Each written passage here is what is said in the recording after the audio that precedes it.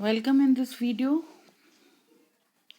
I am Dr. Vinita Bhadoria, Associate Professor of English in Government College, Behror. This video is for the students of BA Part 1, Paper 1, Poetry and Drama.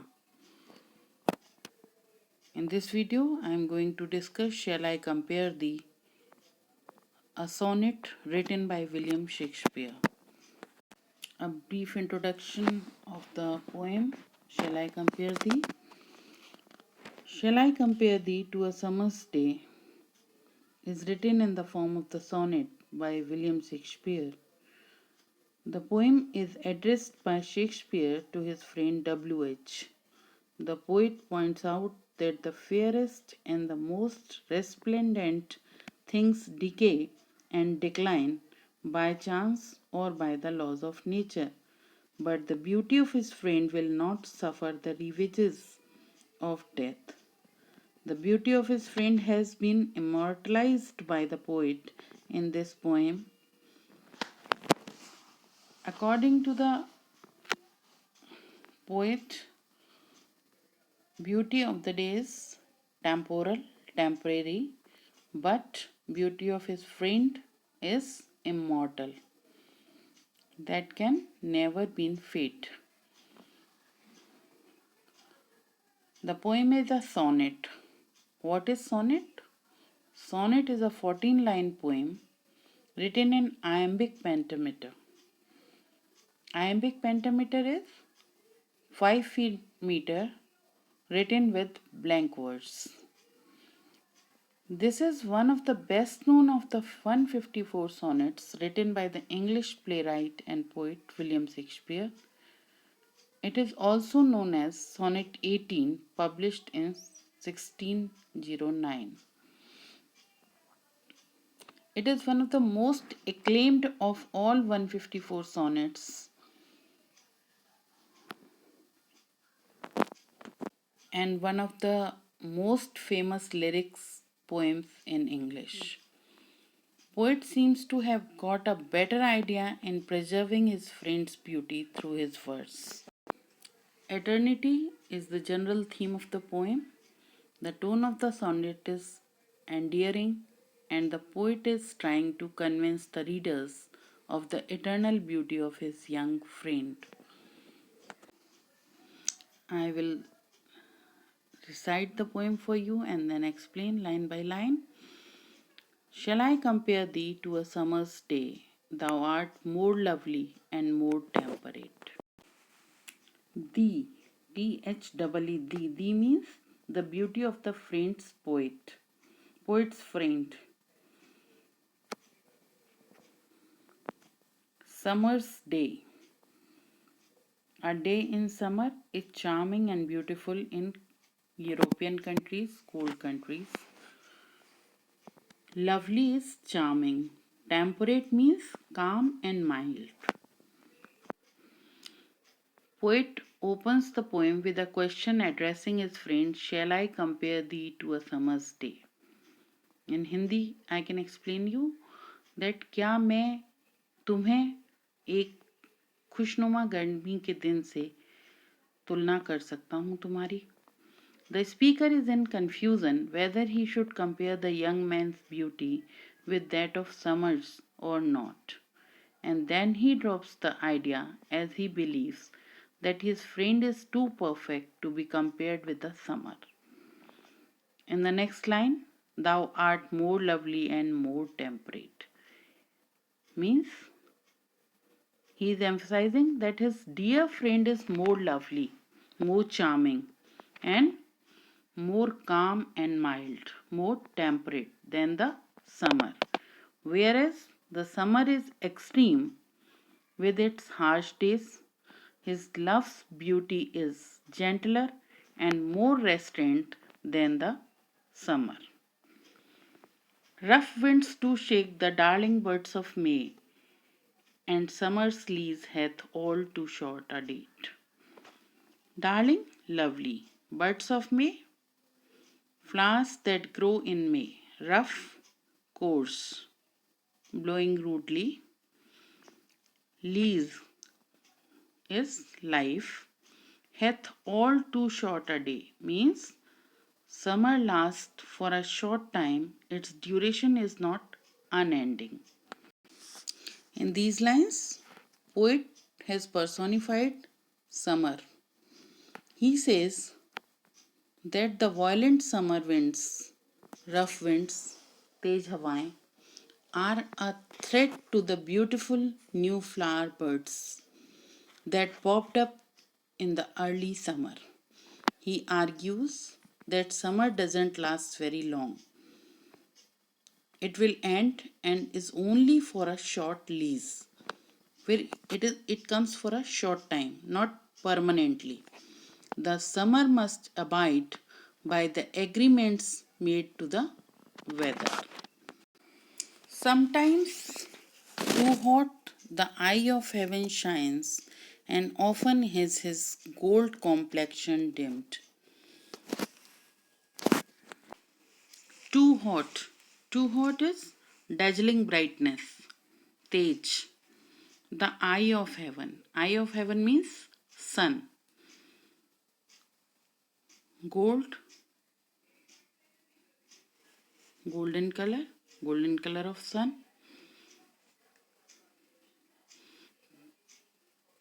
Dimmed. Dimmed is fade, eclipsed.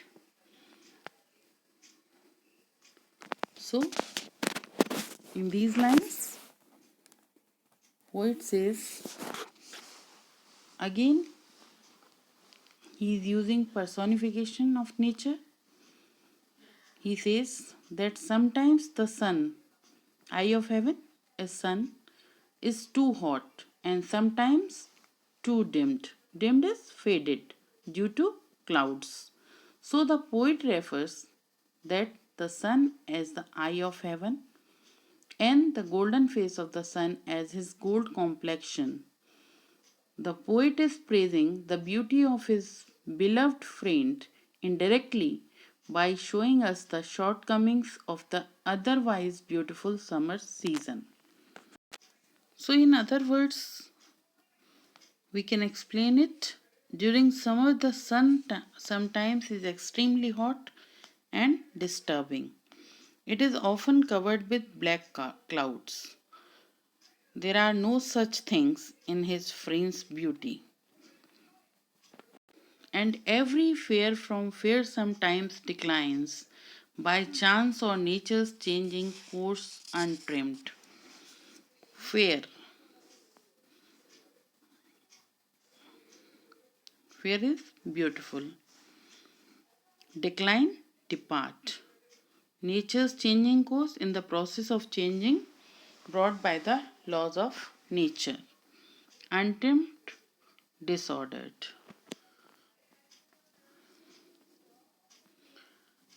Here the poet says that everything changes with time. Even the most beautiful things fade and lose their charm. He says that all the beautiful things will eventually become less beautiful because beauty declines, it is temporary from the previous state of beauty. This degradation happens by chance or by the rule of nature, by the laws of nature, which remains unmodified, which we cannot modify. Here, the word untrimmed may also be taken as untrimmed sails on a ship. It explains that nature is a ship with sails, which are not adjusted according to the course of the wind for a better course. But thy eternal summer shall not fade, nor lose possession of that fair thou owest. Thy is used for his friend, eternal summer, the permanent youth and beauty of the poet's friend. Thy eternal summer, the permanent youth and beauty of his friend. Fade, decline or disappear.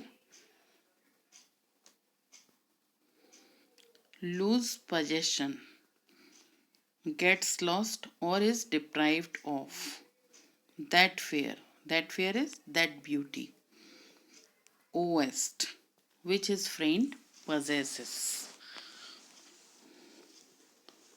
Though the speaker says, the poet says, though the beauty of things decline with the time,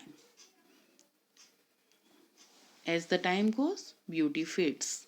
The beauty of youth, that is, his beloved friend, will not degrade. The beloved summer, summer is beauty, that is, his happy summer days, is eternal and will never fade of its charm, nor will the beauty of his friend, otherwise interrupted by many as honest, conveys the idea that beauty is something which is borrowed from nature and it must be paid back as the time goes by. From this line, the of the tone of the poem has changed. Though through lines 1 to 8, the poet has been pointing out the limitations of the summer, and now he has started praising his friend's beauty directly. Nor shall death break thou wonderest in his shade, when in eternal lines to time thou growest.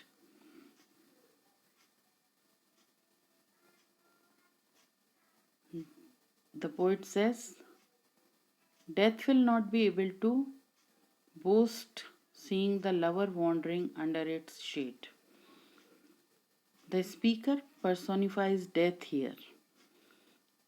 He opens that although death has always had an upper hand over life, the beauty of his friend will live in his poems. Eternal lines are the poems written by his friend. Through eternity, the death will never be able to lay hands on his beloved as he is immortal. Immortal through his poems. Death is shown as someone who can boast about the souls he has taken to the darkness, that is underworld. In other words, we can say that the beauty of a summer's day and flowers of May and after ends after some time. It is not so with his friend's beauty. His beauty will not fade. It is immortal. It is permanent. It will neither fade nor decline. It is clear that the poet is referring to the intellectual and spiritual beauty of his friend. He says that even death will not be able to lay hands on his friend's beauty. His friend's beauty cannot be obscured by time or death. So long as men can breathe or eyes can see, so long lives this, and this gives life to thee. In these two last lines,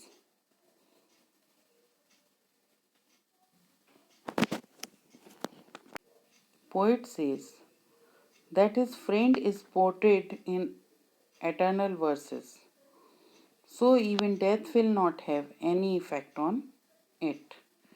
The friend's beauty will become a part of the immortal verses of the poet and will live forever. So long as men breathe and see his friend's beauty will live. Thus, the friend's beauty is a part of eternal thing. These two lines, and we can say these two last lines, are couplets. And here William Shakespeare makes a prediction that this poem about his beloved's beauty will be acclaimed throughout the ages till men live on this earth. As long as life will go on, this poem will be read by men and women, and through his poem, his love will also live. This sonnet is the first in which the poet has mentioned the longevity of youth's beauty as eternal, Another important theme here is the power of the speaker's poem to defy time, the immortality of art. Figurative language is used throughout the sonnet to give an in depth view of the speaker's feelings and love for his beloved. Metaphor is the main literary device used in this sonnet. The poet has compared his beloved's beauty with that of the summer in different ways. He has also personified objects of nature and death for poetic effect. It is a typical Shakespearean sonnet format. It has 14 lines of iambic pentameter with a rhymed couplet at the end. Iambic pentameter is type of metrical line most commonly used in traditional English poetry and words drama, consisting of three quatrains, and it has a rhyme scheme of ABAB, CDCD, EFEF, GG, like all the other Shakespearean sonnets. Thank you very much. This is all in this video.